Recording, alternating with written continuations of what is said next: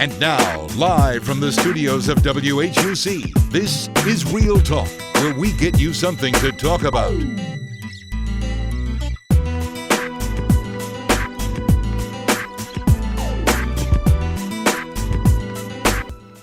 Hello, and thank you for joining us for another edition of Real Talk.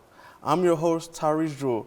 Joining us today is someone who is talented, reporting with a sharp eye for the action, whether it's covering big games or breaking down the latest sports news. She has become a familiar face and voice for sports fans. She is Miss Kasie Thomas, sports reporter for WLBT 3. Let's give her a warm round of applause. Ms. Thomas, thank you for joining us today. How are your day? It's going really well. I'm really excited to be here, and thank you so much for having me. Okay, so for those who don't know, can you tell us more about your educational background? Yeah, of course. So I actually am originally from Alabama, but I went to school in South Carolina. I went to North Greenville University. I spent all 4 years there at North Greenville, and I got my degree in communications with a keyed into broadcasting. I've always loved sports. I played volleyball while I was in college, so that kind of tapped me into a little bit of being more in the sports world.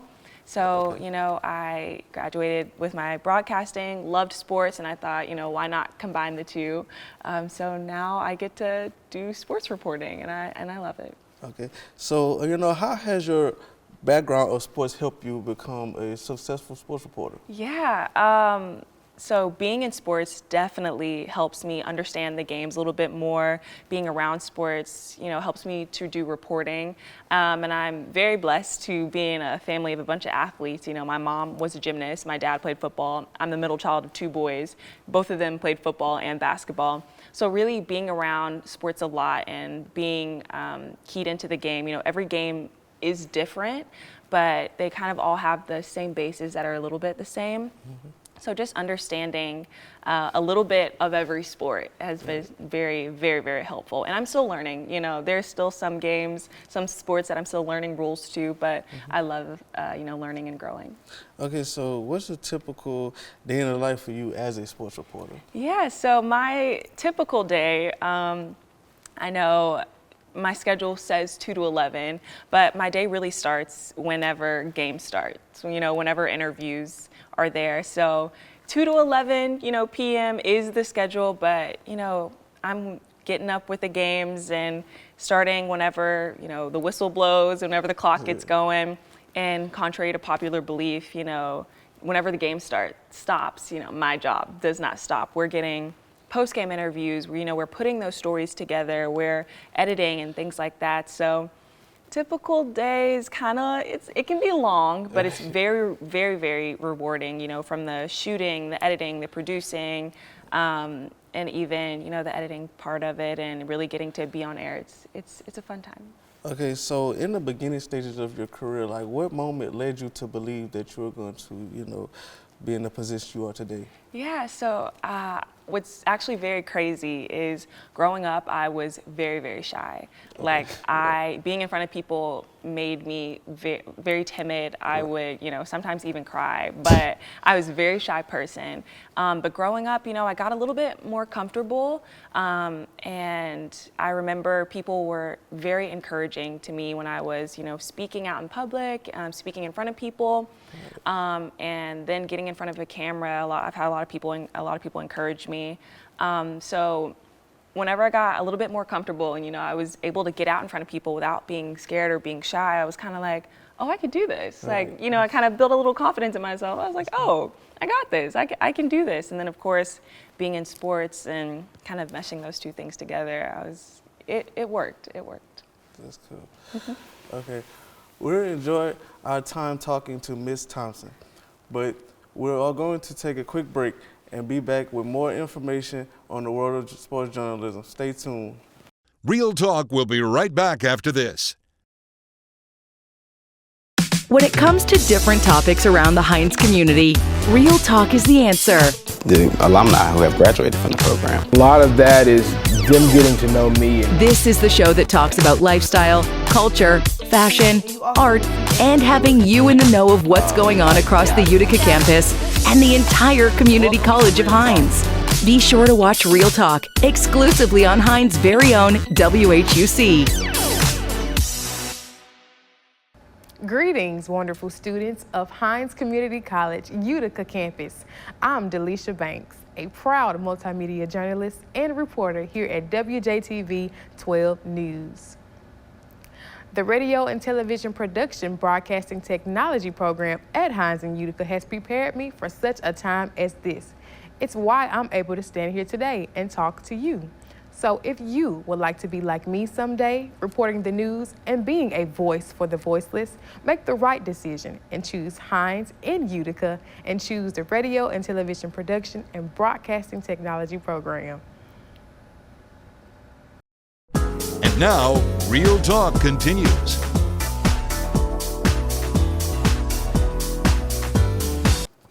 Welcome back. For those who are just now joining us, I'm your host, Tyrese Druel, and here we have Miss Kasie Thomas, sports reporter for WLBT3. Okay, so we know the world of sports can be an intense and fast-paced thing.